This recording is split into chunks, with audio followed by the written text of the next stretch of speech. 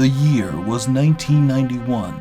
Sony, the multimedia giant, sought to make its grand debut in the gaming industry. Having previously worked with Nintendo on the Super Famicom's legendary sound card, Sony sought to move in further into the hardware business. Partnering with Nintendo, Sony aspired to create something that would propel them into gaming for years to come. However, this partnership would not come to fruition as Nintendo backed out of the deal. Sony would later go on to create the PlayStation, and Nintendo would create the Nintendo 64, and the rest, as they say, is history. But for many years, rumors spread that a prototype had been born of the partnership, and that somewhere out there, the holy grail of Nintendo history lied dormant. That is, until one fateful day, the prototype was discovered by a boy and his father in their attic, and together they toured the fabled console all over the world. Today, Retro Roulette is proud to bring you, quite literally, the one, the only Nintendo PlayStation prototype. Terry, thank you so much for joining us. What a crack for having me, guys. Harry, nice to see you again, man. You too, Sam. I am. Yeah, it's great to see you again, Thanks for Terry. coming out. No Woo! problem, man. So, yeah, we got the Nintendo PlayStation prototype on Retro Roulette. Suck it, Game Grumps. I'm kidding, Terry, just kidding, I'm more just importantly. Please. I'm just a tool. That thing's the thing. Nah, we like you. You're a good guy. What did we do? We went to Philly, right? On one day? Yeah, we'll be one doing day. that again. We're talking about actually hooking up with James too, which I'm sure you'll probably be drug into. Hi, James. So yeah, first time we met was at MagFest 2017. The sleepless weekend. Yeah. That was a hell of a time, man. I got a lot of pictures from that. You know, we definitely had a blast. I mean, here I am, 65 years old, and hanging out with millennials. Being stupid. Until 5, 6, 7 o'clock in the morning, and going back out on the floor once again.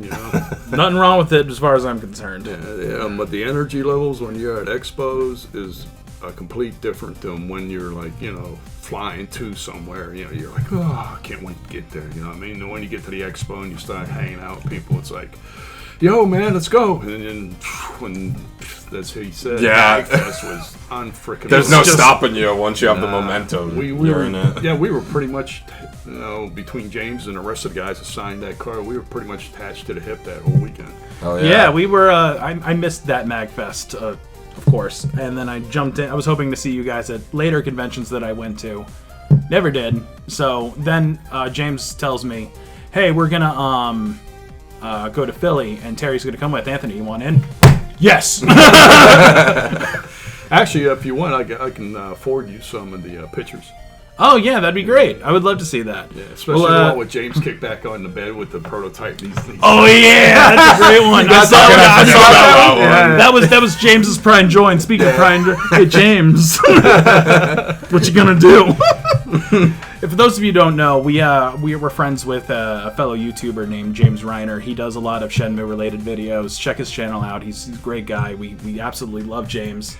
And we actually owe our friendship with Terry to James. Thank you for that, Yes, James. that is true. Yeah, so, alright, so let's jump right into it. Why don't we start by discussing the mythical Nintendo PlayStation. What's the history of the console as far as you know, Terry? I want to hear it from you. Back in the day, I guess it would be probably before 1990, Nintendo and Sony decided to become butt buddies and create a CD-based game console. And I have no idea how to pronounce some of those names, so I don't even try. Yeah, I'm right there with you. No problem. So, but the thing was, I know for a fact that the console I own, it was actually owned by Olaf Olofsson, who was the president of Sony back then. Okay. So the provenance in this thing, you can't get any better. If anybody has one out there, sorry, dude. Even if it works, even if it has any guts to it, you don't have the boot cart, which I have, the one and only, and you don't have a controller that says Sony on the front, PlayStation, and Nintendo on the back. I'm the one and only who owns it. So you can have all you want, but if you do, you got to explain why you do, because they were all supposed to be recalled when Nintendo literally, I'm not even sure. It was the day after they unveiled it. Like they unveiled it. They were up on stage unveiling it, and right then and there, Nintendo told Sony on stage that they decided to go with Philips. Oh, that happened on stage? It happened on stage the very next day. They basically did the equivalent of going to Sony and going, yeah. Wow, I thought it was like the night before. No, wow. On stage, that takes some serious cojones. Yeah. I can only imagine the black eyes in the back room at that point in time. You know? Oh yeah, wow. The president of Nintendo, Yamauchi, I think his name is. Yeah, he something like that. Yeah. He was known to be ruthless because he knew he basically saw Sony trying to cut in, so he put them in their place. Oh, I see. Well, the thing was, they didn't read their contract good enough. Because they were giving away a lot of the rights for like the I guess the characters and everything else, which equates to big dollars. Yeah. So they realized they screwed themselves. So I guess that's why they went through the back door with Philips. Which we all know how that turned out. Yes, we do. My boy. I'm sure you've seen some of the CDI games. Yeah. Oh my god. Gee, it sure is boring around here. My boy. You want to see Sam laugh? Needless to say, we wouldn't have some of the best memeable entertainment online. What a shit show. We were really big into YouTube poop back in the day. All right, so let's move on. So, I'm sure you've been asked this more times than you care to count, but how did you come into possession of the console? How did you find it? How did you discover it? The whole story. Go for it. Yeah. All right, hold on. Everybody break up the pillows. Terry's tired. You guys want to lay down? I want to tell this story. The idea back in the day, I worked for Vanna Corporation, and they were one of those banks, I guess 250 or so back then, in, what the hell was the year? I don't even remember, 2009 maybe. They were going bankrupt. So I was in the facilities maintenance part of it, and we were going around to all the buildings taking pictures and itemizing everything. I was working with the people who were doing the auction. And my VP told me back then to go to the Spring House and the Delaware conference rooms for the hot shots and pack up all of the cups, plates, and saucers and everything else, So I did that. And when I opened the drawers and everything, I saw a lot of stuff was like brand new, still wrapped in plastic. When you got 8 board members, you buy enough for 8, plus maybe like 2 or 3 more that show up for the board meetings. Because it all has to be the same color. You cannot put a different spoon or fork or anything in front of somebody else. It all has to match. That's how anal they are. And when I opened up the drawers and I saw this brand new stuff, I was like, wow, I'm going to bid on this. Because like I said, I packed it all up. So I packed it up, I signed the boxes, what was on it, and I took it back to Springhouse. Now, when they started doing the online auction, if you wanted to be in on it, you had to sit out in the cafeteria, or not cafeteria, out in the audience, you had to have a paddle, right? Mm-hmm. So I had my paddle. I bid on a couple other things, a truck and some other stuff, but I got blown away on that. And when they showed the picture of this up on the screen, they actually popped 3 of the lids from the DocuSafe boxes, and it showed the cups, plates, and saucers in there. It started out at 25. I said 50. It went to 65. I said 75, and the bidding stopped. I'm like, that was too easy. But the way I was thinking, like, people were probably thinking, ooh, $75 to 3 boxes of cups, plates, and saucers? This guy's got to be out of his damn mind. You know what I mean? But they didn't read the small print because, like I said, I packed up all the boxes. It literally took me 2 carloads to get everything home. All right. So when I won the bid, I went back, and they showed me this big lot. And I'm like, dudes, I said, I didn't pack half this crap. What happened? And I was out prior to that 2 weeks with sick. I had a stomach virus. And when I got back, he just told me, he said, well, instead of making more lights, we just made them bigger because we had to get out of the buildings. You know what I mean? We had to move fast. Right. So when I got the stuff home, any boxes that I had signed and I knew what was in, I set aside. And other boxes I didn't, I just started opening. And everything going forward I'm talking about now, we were owned by Olaf Olsson, who was the president of Sony back then. I opened up the box, one box, and I saw about 200-300 music CDs that he owned. A lot of them still wrapped in cellophane I still have.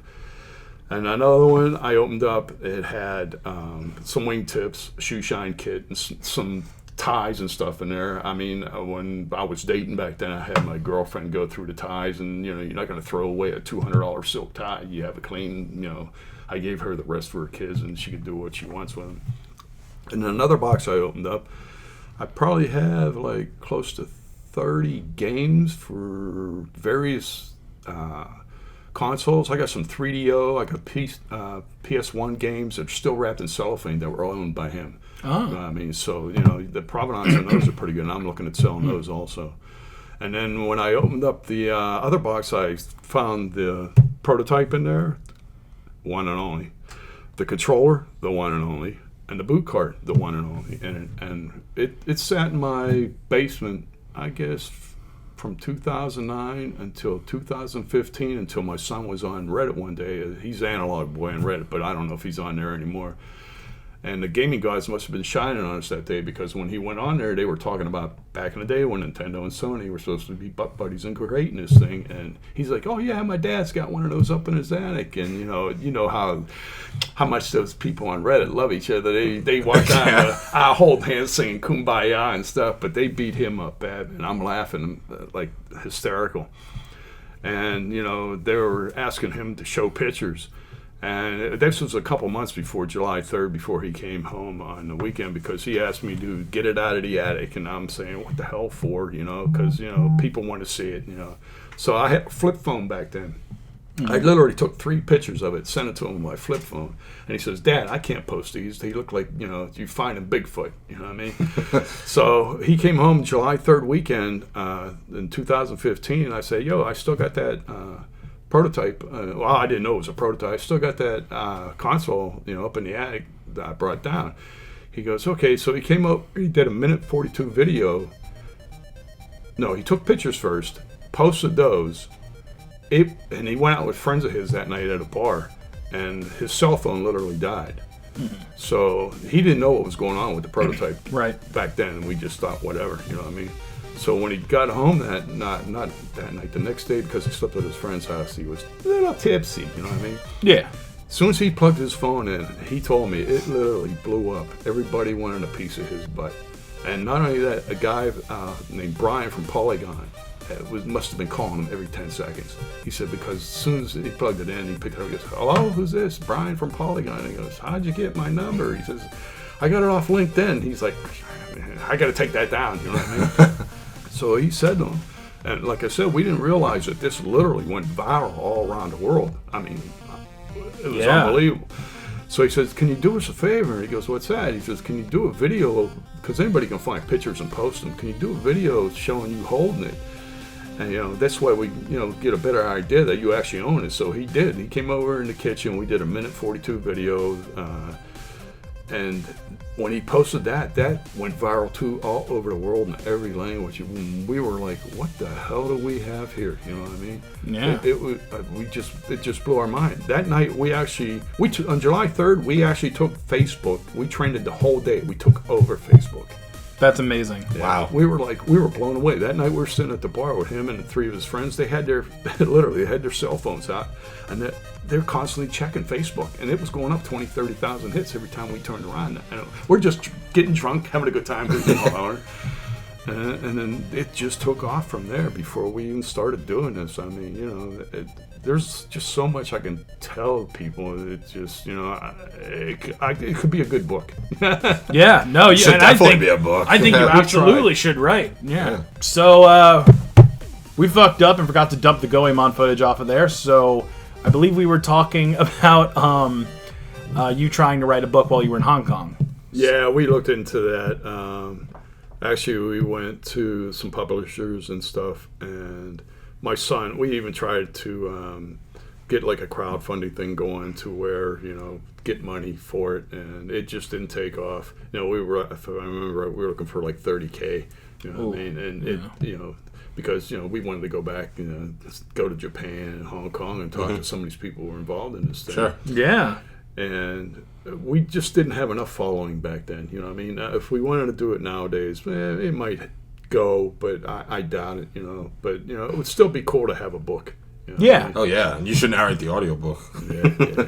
At the very least, I feel like even if it doesn't turn out to be this full, like, how I found the prototype grandeur encyclopedia thing, I still think that it would be worth it for you and your son to sit down and at least tell your story. Yeah, we wanted to do the backstory on it, the history and all. I mean, not just, you know, us. You know, that's I think another reason why it didn't take off, because people thought, oh, they want to talk about themselves. No.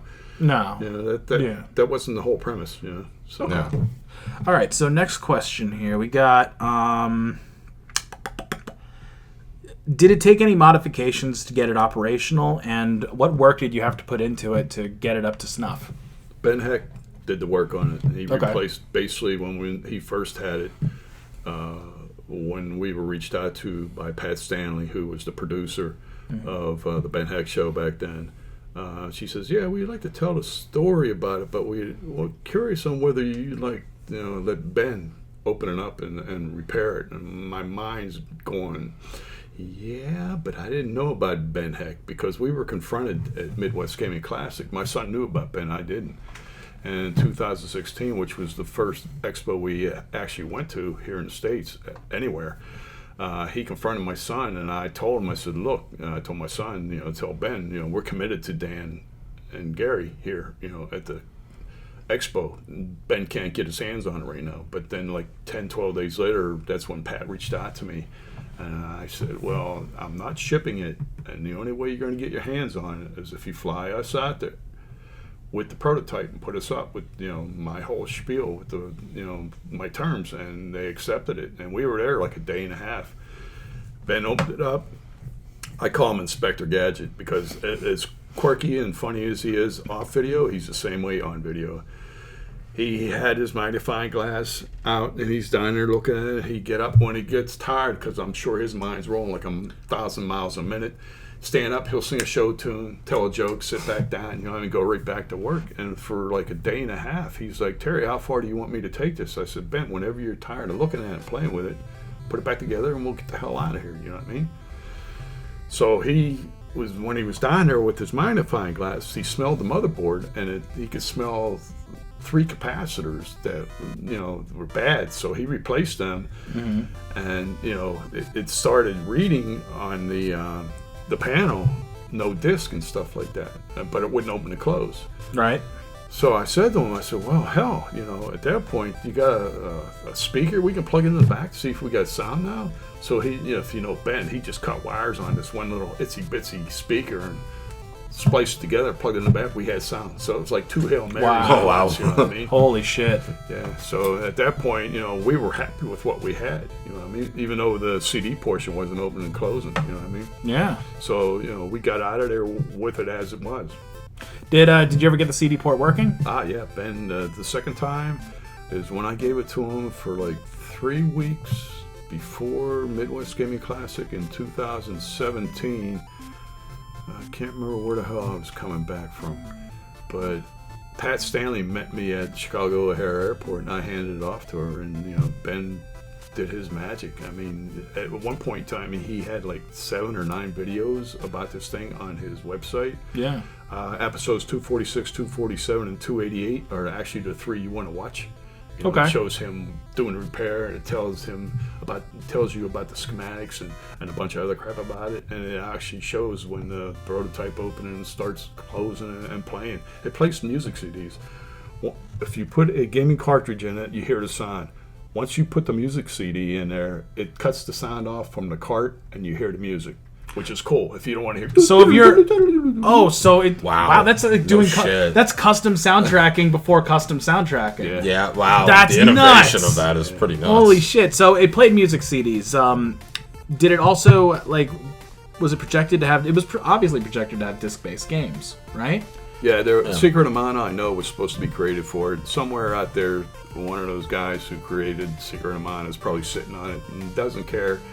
You know, if they're a developer and they're still into the gaming stuff, they either got it buried and there's so much dust on it, or they just tossed it back in the day, or somebody's got it. And I wish they would send it to me. You know what I mean? I've been asking every expo and every podcast. You know, so is that like the only known CD that was supposed to be compatible with that, or? I have no idea what else was really created for it. I can't even imagine if that just randomly showed up one day. I'd be like, well, supposedly when they tried to convert from the CD to a cart, Secret of Mana, they lost like 60% of the game. So that goes to show you how much was on the CD back then. Wow, it's nuts. Now, if I may interject something. Hi, Justin. Hey. Hi, John. Hi, Mike. It's kind of interesting to think about games that would have taken advantage of the CD component, because for a while this was rumored to just be an expansion of the Super Nintendo. Right. So who knows, maybe there are plans to actually re-release certain Super Nintendo games on cartridge, but enable a CD component to it. And we've seen people do mods of old Super Nintendo games. Like, I believe there is a mod of possibly Link to the Past or some other Super Nintendo games where it enabled CD audio. So just think that could have been possible as well. Yeah, it's crazy to think about, actually. It's actually really funny. When I look at this machine, the first thing that comes to mind is actually a Sega Saturn. Because like everything about this is screaming Saturn. It's got the cart drive up here, disk drive in here, and it's very reminiscent of that. Right. And when you look at the prototype itself, you know there's nowhere on here written Nintendo. Sony and PlayStation, that's all it says here, you know what I mean? So that's when Nintendo probably thought, too, they're shooting himself in the foot, you know, with the contract they signed. You also have to think in terms of the time, like this is the early 90s, around 1993, 94, this is going on. Sega CD was out, right? And then you also had NEC with their PC Engine CD. Right. Yeah, CDs had basically taken over at that point. It was starting to at that point. Even Atari with the Atari Jaguar, that had a CD component as well. Right. So it makes sense that Nintendo would have this as kind of their next step. Sure, yeah. They figured they could buff their business while gaining another platform through another. Yeah. Exactly. I myself anymore. I actually call this PS1 PlayStation. You know, actually, PlayStation 0. That's actually the first one ever created. You know what I mean? Right. Mm-hmm. Really crazy to think about. So, do you consider yourself a vanguard of gaming history? I mean, having the only prototype must feel like a pretty big responsibility, right?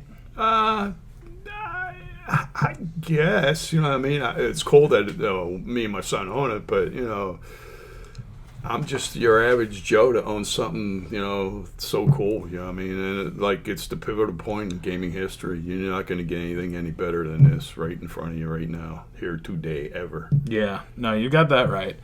It is. It's certainly fascinating, and on that, I feel like it's very the work that you and your son did. I know you might not consider it work, but I certainly do. It's a lot of work. Going to these conventions and basically parading this thing around, showing it off to as many people, as many different audiences, as many curious eyes as possible, and letting them get to experience it, play it. From my perspective, I feel like that's the only thing that should have been done with this system. A lot of people argue that it belongs in a museum. I think that it should have been experienced, and I think that absolutely, yeah. And I think that what you and your son have done is absolutely the only thing that should have been done. Only because even though it's a one of a kind thing, people needed to see this. It needed to. It's the equivalent of the holy grail of gaming, and I'm not saying that just to talk it up or anything like that, but the importance of this machine and what the timeline that it represents, the direction that things could have gone in, is incredible.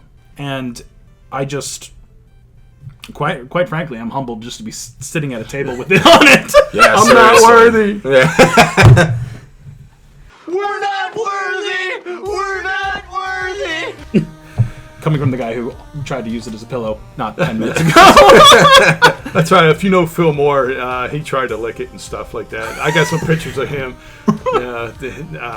Back in the day. So Eat Your Heart Out, DeviantArt, the host of Nick Arcade, tried to lick the Nintendo PlayStation. I know Phil Moore pretty good. We have a good time when he's a fun guy. I know a lot of people ever since at the expos. Like the Mortal Kombat guys, Dan Pacina, Anthony.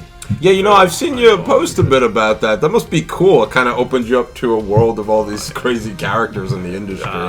When we were over in Norway, I actually got those guys, the Mortal Kombat guys, Phil, Anthony, and Dan Pacina. I got them invited over to Norway with us, and we spent 10 days together. We literally, at the hotel, we got thrown out of the lobby 3 times.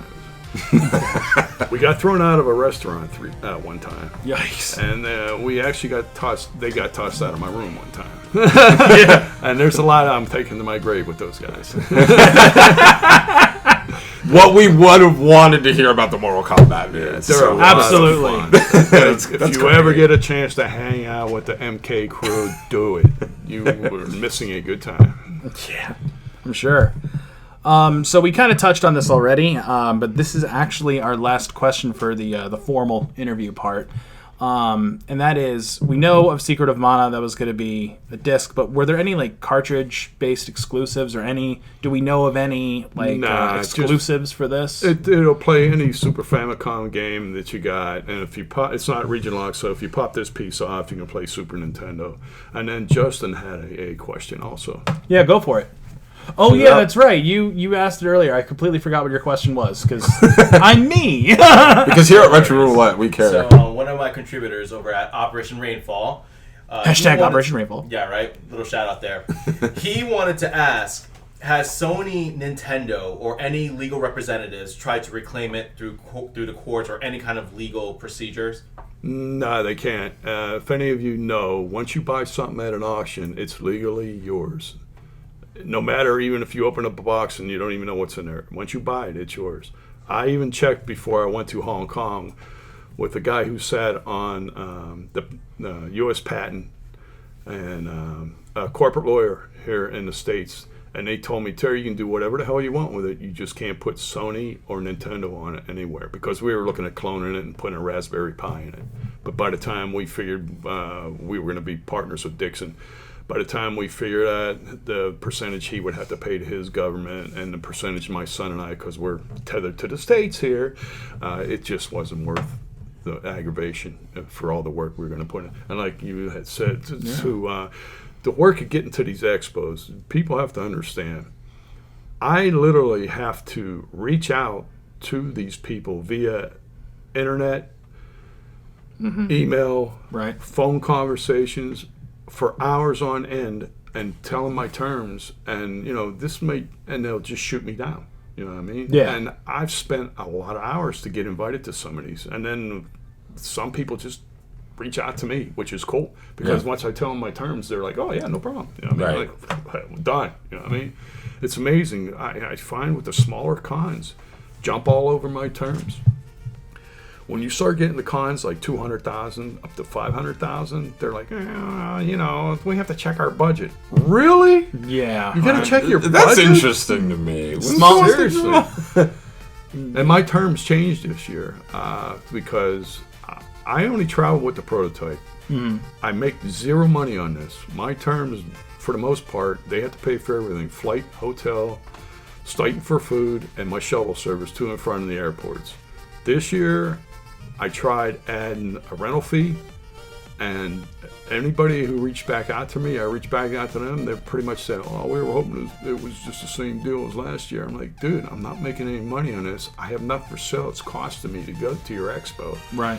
And those pictures I gave you guys, as you can see. Oh, yeah, let's show them. Yeah. Now these cost me out of pocket also. Now I call that the money shot.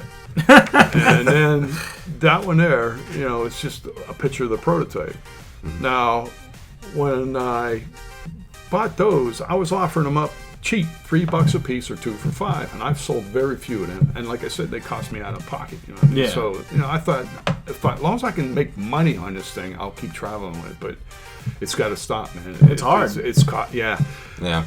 I mean, a lot of the expos will pay me for only the days I'm at their expo for the stipend for food. Now, if I'm traveling, it takes me day and a half, 2 days to get to some of these that I've been to, like, Magic Monaco over, France, yeah. Yeah, I mean, all that money's out of my pocket. When you're at an airport, let's face it, the burgers ain't free, neither is the beer. I mean, you can spend $30, $40, $50 in one day easy if you're spending 12, 14 hours at an airport. As somebody whose flight was originally supposed to take off at 8:15 in the morning and then didn't end up taking off until 3:15 in the afternoon, I feel your pain. Yeah, so, and you don't get reimbursed and you can't even claim it. I mean, so, sorry, peeps. I got to move on. Yeah, speaking of moving on, actually, that's a good point. Couple stories have been circulating around the net that you are actually looking to sell the PlayStation prototype. And based on what you've just told me, that's completely and totally understandable. But out of strict curiosity, how much do you think it's worth? Like, what would you try to get for it if you were to put it on sale right now? If you were to make me a deal right now, what would you ask? Because clearly, based on the fact I'm in an apartment in the middle of Pennsylvania. I definitely could afford a legendary machine such as this. Yes. But yeah, if you were to strike up a deal with me right now, how much would you ask for it? Well, I'm just going to tell you right now. Yeah. When we were invited by Dixon Wu, who is in charge of Retro.HK Gaming Expo over in Hong Kong, he was out with one of his friends that night, who's director, producer, actor. And when he found out that Dixon was actually responsible for bringing this over to Hong Kong, he said to Dixon, tell your two American friends that I'll offer them $200,000 for it right now. And this is before Ben fixed it. All right. Oh, okay. Now, before we went to Norway, we were Skyping with the guy, me and my son sitting in my bedroom, Skyping with the guy, and he says, hey, he threw this big number out there and knocking, okay, their money. And I said, well, what's that equate to in US dollars? He said, about 1.2 million. So I was like, and me and my son just looked at each other and laughed, you know what I mean? And we said, no, it's not for sale. And we Skyped back and forth quite a few more times before going over Norway. And I said, well, is your buddy that offered up the 1.2 going to be there? He goes, no. I said, why? Because he's pissed because you won't sell it to him. I said, well, tell him to show up and make a better offer. You know what I mean? And he did not show up. He was mad. I said, dude, he could have came, played, had his picture taken with, and said, hey, at least I got to play it and hold it. You know what I mean? Yeah. Because that's the way I am. You know what I mean? It's just... Yeah. And as it is, anybody who knows me, if you donate, and I'm at an expo, and you donate a cartridge to the cause, I only make you sign it. And my promise to you, any cartridge that you donate to the cause and sign will travel with me and the prototype all over the world for people to see, play, and touch if they wish. And I've gotten them from all over the place. You know what I mean? Everywhere. Sometimes I even get them in the mail. That's pretty awesome. But and I'm sure it's going to be like kind of a sad thing for you to say goodbye to it when it happens. But right. You have a lot of really amazing memories with it. You've gotten to see the world. Getting around pretty good. We were actually almost in Hong Kong for 50 plus days. That's amazing. Sponsored. That's pretty. Quite a feeling. And all from a small plastic box that just happens to be the Holy Grail of gaming. We stayed in the Marriott Shah tent for 50 days, man. 50 in a suite, 50 days. That's awesome. That's a hell of a vacation, I'll tell you that right now. And the thing, 10 years ago, you just randomly placed a bid in an auction, and look at what happened. That's like opening the box magical. and winning the lottery. I mean, because we didn't know what we had for 6 years. Yeah. I mean, I tried to go online because, once we found out what it was, I tried to go online and find out any info, and I could. I mean, I went through the U.S. Patent Office here, and I'm like, man, there's got to be info somewhere on this. And then finally, I'm like, epiphany. You idiot. I looked into Japan, all right? So it's called J-Plat. Mm-hmm. And I remember, like I said earlier, about a grainy picture of Find a Bigfoot. Well, I had actually found a picture of the prototype in a grainy one, with inch by inch, literally. You could tell it was the prototype, and I could tell it was mine. But it had 2 sets of different numbers. It said J-Plat with like 8, 10 numbers. So when I found J-Plat, they had like 3 or 4 different drop-on boxes. I finally learned how to plug it in after translating it in English. And when I plugged it in and it took it, you wouldn't believe the information I got. As soon as I saw that pop up on screen, I printed every freaking page. Yeah. So I probably got about 250 pages or more of the prototype on this thing over there. That's awesome. Yeah. I don't even know if it's still online. They might have took it down. Who knows? Who knows? We can only hope that it's still up. All right, so we're going to move on to the next segment of the evening's festivities. As you know, the PlayStation prototype plays Super Famicom, and speaking of Super Famicom games, why don't we play some? Sweet. All right, and then Let's at that do it. point, we'll after we pre-record our roles, what we're going to do is we'll open up the forum to our audience, and you guys can ask questions. If you have a question for Terry, myself, any of us here, Chris actually was kind enough to finally join us, and Justin's here. So if you have a question for anyone or anything like that, by all means ask, and we'll do what we can to answer for you. Yeah, I'll give you my PayPal number too. Yeah. Donate it up. This man's a legend, and so is this machine. Hit me up.